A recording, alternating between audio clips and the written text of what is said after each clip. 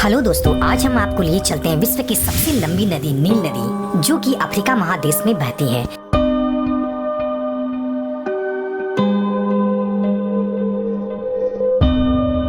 दोस्तों, यह नदी इतना लंबा है, इसका अंदाजा आप इससे लगा सकते हैं कि यह कुल 11 देशों से होकर गुजरती है।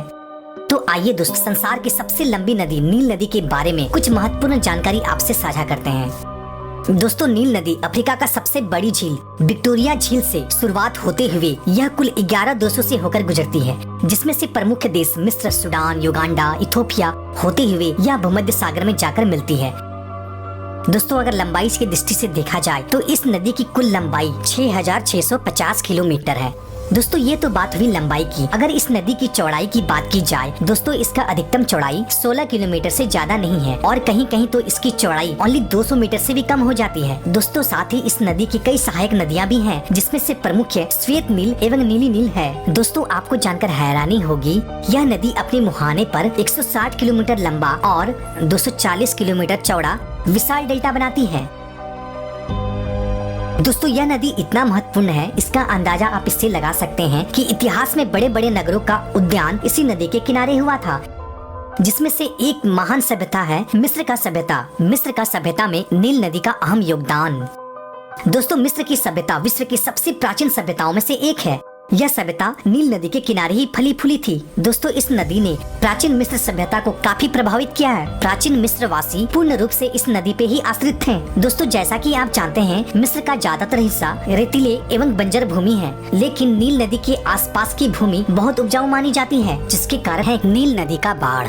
दोस्तों, हर साल अगस्त के महीने में नील नदी में भीषण बाढ़ आती है, जिसके कारण नदी का जल स्तर काफी बढ़ जाती है। शुरुआती में तो यह बाढ़ यहाँ के लोगों के लिए नुकसानदायक होता है, लेकिन बाढ़ का पानी घटते ही यह बाढ़ वरदान साबित होता है, क्योंकि बाढ़ का पानी घटते ही पूरी मैदान में उपजाऊ काली मिट्टी की परत बैठ जाती है, जिसके बाद फसलों का पैदावार काफी बढ़ जाता है, जिसमें मुख्य फसल गेहूँ, पश्तन, कागज के पौधे और भी बहुत सारे मुख्य फसलें यहाँ उत्पादन किया जाता है, जिसके कारण मिस्र वासी नील नदी के इस बाढ़ को नील का तोहफा भी कहा जाता है।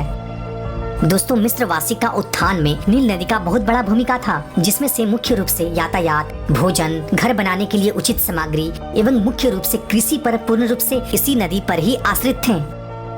दोस्तों, वर्तमान समय में नील नदी के बाढ़ से बचने के लिए आसमान डैम का निर्माण किया गया है, जिसे 1970 के दशक में बनाया गया था।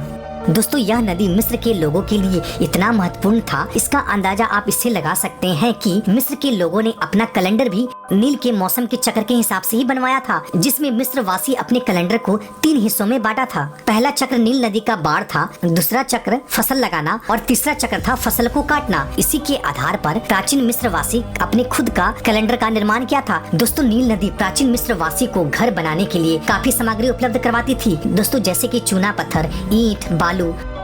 दोस्तों, नील नदी का दक्षिणी भाग भूमध्य रेखा के समीप स्थित है, जहां वर्षा बहुत ही ज्यादा मात्रा में होती है, जिसके कारण से इस क्षेत्र में सावना नामक उष्णकटिबंधन घास के मैदान पाए जाते हैं। साथ ही यहाँ पर गोंद के पेड़ भी बहुत ज्यादा मात्रा में पाया जाता है। यही कारण है कि आज सूडान विश्व का सबसे ज्यादा गोंद उत्पादक वाला देश है। दोस्तों, नील नदी अफ्रीका के लिए एक वरदान साबित हुआ है, क्योंकि मिस्र सहित अफ्रीका के कई मॉडर्न शहर आज नील नदी के किनारे ही बसे हुए हैं। तो दोस्तों, आज